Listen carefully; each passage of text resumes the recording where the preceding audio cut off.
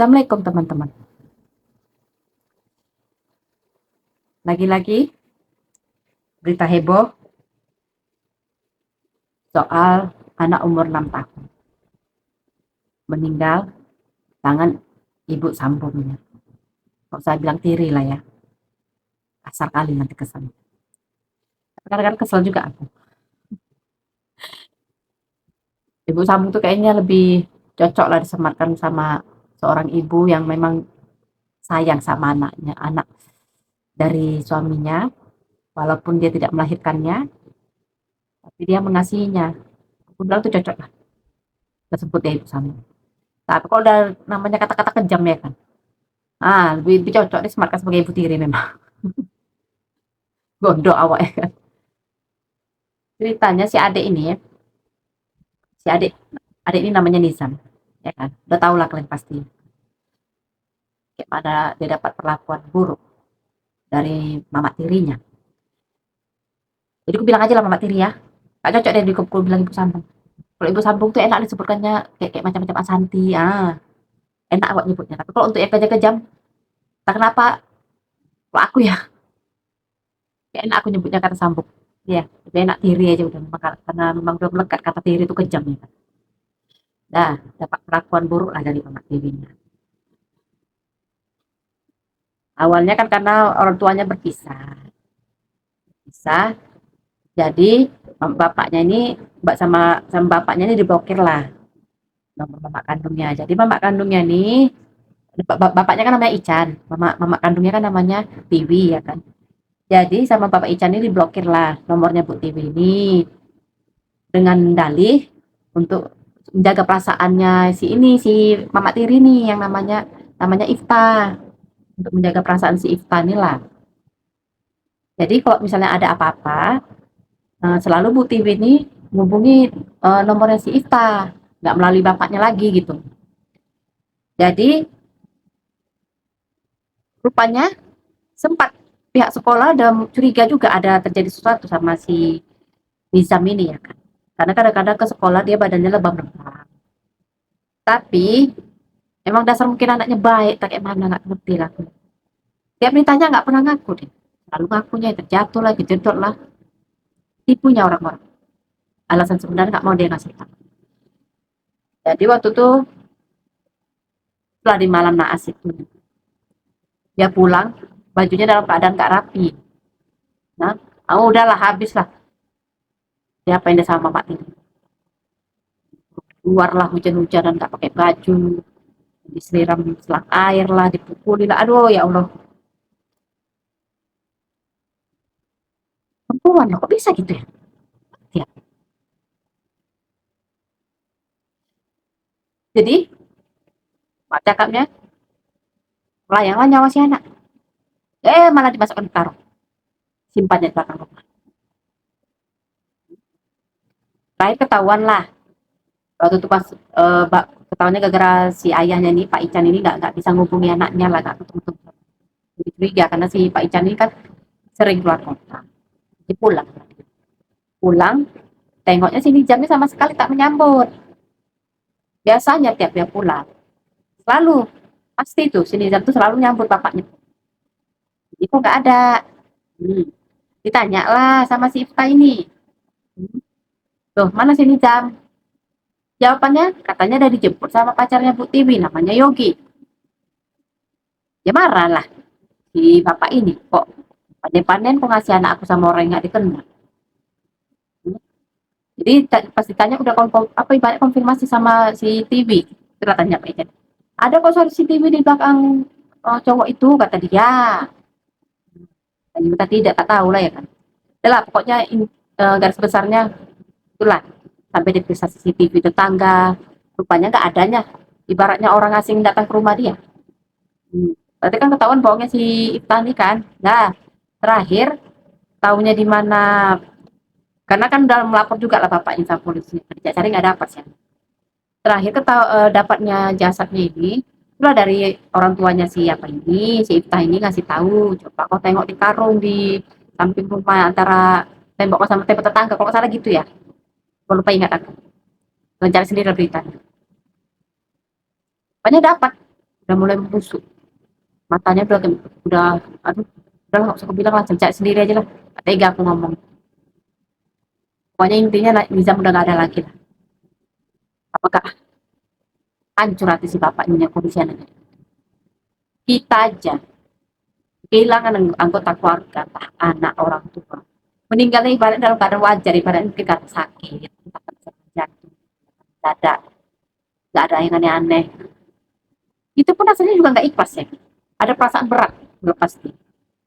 Apalagi lah anak sekecil itu ditemukan dalam keadaan busuk. Rupanya yang buat dia kayak gitu malah istri dia. Apa nggak hancur hati si bapak ini? Cuman inilah ya beritanya. Katanya si Ifta ini merasa cemburu.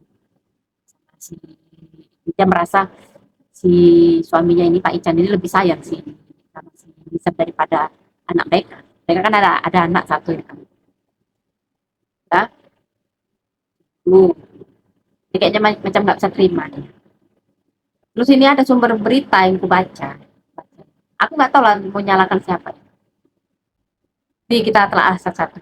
Ada sumber yang bilang, katanya sebelum nikah, sebenarnya si Ican ini sempat bilang sama si Ican ini, katanya dia nggak mau merawat anak sambung. Nah, tapi tak kayak mana ceritanya, tak suruh dia ini merawat si Nizam ini. Kalau aku salah koreksi ya. Aku kebetulan dapat beritanya kayak gitu. Dan kalau memang betul kayak gitu kejadiannya, sekitarnya berarti si bapak kandung adalah andil salahnya. Betul. Kalau memang betul si Iftani pernah menyatakan keberatannya untuk merawat si Nizam. Berarti kalau menurut pribadi aku, pendapat aku, si bapak kandung ada andil salahnya. Udahlah kau tahu si perempuan ini gak menerima anak kau, ngapain kau nikahi? Nah, kecuali kalau awal-awal perkenalan pacaran kalian dia manis-manis sama si Nizam terus menyatakan dia nggak keberatan, ya nggak apa-apa lanjut. Tapi kalau udahlah dia menyatakan aku nggak mau, nggak usah nikahi. Kalau enggak, kalau kau tetap ngotot mau nikahi si perempuan ini, kau serahkan anakmu kepada mantan istrimu. Hmm. Terus, dah, itu berita satu yang ku ini. Kalau lah ini misalnya, terus kalau dari pihak si perempuan ini, si Ifta ini, kalau lah kau memang nggak mau kau ibaratnya nerima anak sambung atau anak tiri, jangan kau nikahi duda beranak. Kau cari duda yang nggak ada anaknya. Nah, kalau nggak lajang aja lah yang kau cari. Ini udah tahu kau nggak suka, kau nikahi duda beranak, cari penyakit lah kau, namanya itu. Nyiksa batin kau sendiri kalau kau memang nggak suka anak tiri. Kayak aku nggak tahu nih beritanya entah mana yang betul ya kan. Katanya dari awal dari bilang ada juga yang katanya si Pak Ican ini nggak tahu kalau dia ini nggak menerima ini anak sambungnya. Yang mana yang betul nggak tahu lah aku. Pokoknya kalau memang betul lah si Iftan nggak ini udah pernah bilang lah si bapak Bandung ada andil salah dia. Karena kalau menurut pribadi aku, kalau status kita nih janda atau duda, apalagi punya anak, pentingkan perasaan anak kalian dulu. Yang nasi nak kawin aja, pikirkan anak kita ini. Nak kayak mana nak, ayah mau nikah lagi, nak kayak mana nak, mama mau nikah lagi, setuju nggak? Udah setuju lanjut. Terus, kalaupun misalnya udah dapat izin dari anak kalian, tanya ke pasangan kalian, mau nggak terima anak aku? Status aku begini, begini, begini. Kamu mau terima nggak? Hmm. Kalau dia bilang merasa keberat, udah tinggal aja, udah pilih anak. Karena perempuan atau laki-laki bisa jadi bekas. Nah kalau anak kandung, kayak mana mau dijadikan bekas coba? Cuman yang sering kuperhatikan, nih ya para duda, para janda ini, kalau udahlah kebelet menikah, mah nggak peduli perasaan anak. Tengok. Nah, main kawin aja dengan alasan, dengan harapan, ah nanti bisa akurnya lagi orang tua. Ya syukur kalau akur. Nah, di antara orang tua sambung sama anak sambung ini ya, kalau nggak akur kayak mana kayak gitu. Apa enak hidup kayak gitu? Pelotot-pelototan tiap hari dalam rumah. Soal sering tengok kayak gitu. Teman tetangga menikah gitu aja nggak dipentingkan ya perasaan itu. Ya selalu, oh, ah nanti bisanya tuh baik sendiri. Oh, ujung-ujung kadang-kadang anaknya malah begitu masih anak ini udah merasa bisa ya kan, kabur dia. Malas dia satu rumah sama orang tua kandung sama sambung.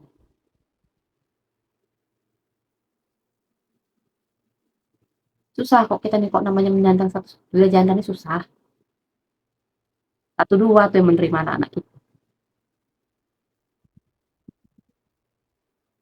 Satu dua itu kayak kayak Asanti, Sony Septian itu, aduh satu dua lah. Yang lain yang nggak ada itu sama pasangannya aja. Makanya ini peringatan untuk inilah para duda para janda lah. Betul betul lah dari pasangan yang mau menerima anaknya. Ini khusus yang punya anak ya. Kalau nggak punya anak pun kalau mau nikah gitu aja ya suka artikel lah. Nggak ada lagi yang perlu dipikir ya kan masalah dia bisa menerima atau tidaknya anak kita. Tapi yang kok punya anak ini pikirkan bagus-bagus. Jangan egois lah. Jangan hanya mikiri perasaan.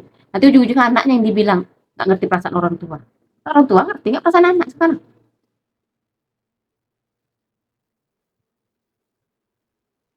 Aku cuma bilang gitu aja sih.